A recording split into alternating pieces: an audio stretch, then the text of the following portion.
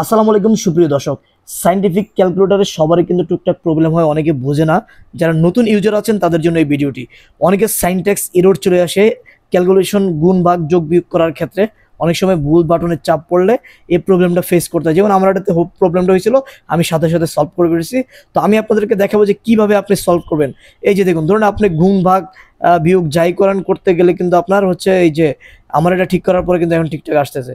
আর হচ্ছে যাদের এটা প্রবলেমটা হয় সেটা হচ্ছে যে অন বাটন ক্লিক করবেন প্রথমে, তারপর হচ্ছে শিফট, তারপর হচ্ছে আপনি এই যে মুড, তারপর হচ্ছে 3 ইকুয়াল প্রেস করবেন, সাথে সাথে রিসেট অল চলে আসবে।